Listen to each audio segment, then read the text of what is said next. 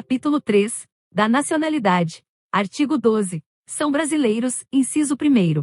Natos, alínea A, os nascidos na República Federativa do Brasil, ainda que de pais estrangeiros, desde que estes não estejam a serviço de seu país.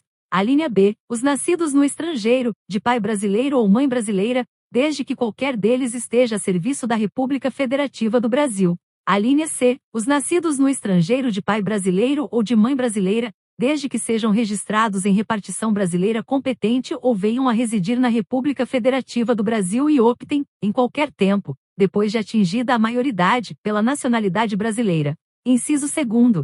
Naturalizados, alínea A, os que, na forma da lei, adquiram a nacionalidade brasileira, exigidas aos originários de países de língua portuguesa apenas residência por 1 ano ininterrupto e idoneidade moral. Alínea B, os estrangeiros de qualquer nacionalidade, residentes na República Federativa do Brasil há mais de 15 anos ininterruptos e sem condenação penal, desde que requeiram a nacionalidade brasileira. Parágrafo 1º. Aos portugueses com residência permanente no país, se houver reciprocidade em favor de brasileiros, serão atribuídos os direitos inerentes ao brasileiro, salvo os casos previstos nesta Constituição. Parágrafo 2º. A lei não poderá estabelecer distinção entre brasileiros natos e naturalizados, salvo nos casos previstos nesta Constituição.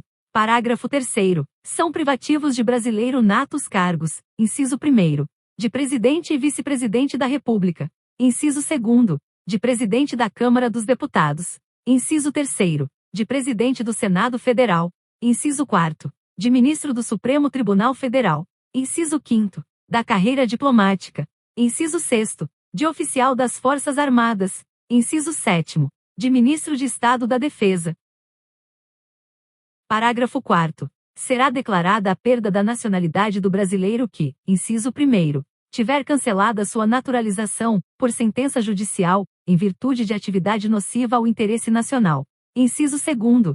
Adquirir outra nacionalidade, salvo nos casos, alínea A, de reconhecimento de nacionalidade originária pela lei estrangeira. Alínea B, de imposição de naturalização, pela norma estrangeira, ao brasileiro residente em estado estrangeiro, como condição para permanência em seu território ou para o exercício de direitos civis. Artigo 13. A língua portuguesa é o idioma oficial da República Federativa do Brasil. Parágrafo 1º. São símbolos da República Federativa do Brasil a bandeira, o hino, as armas e o selo nacionais. Parágrafo 2º. Os estados, o Distrito Federal e os municípios poderão ter símbolos próprios.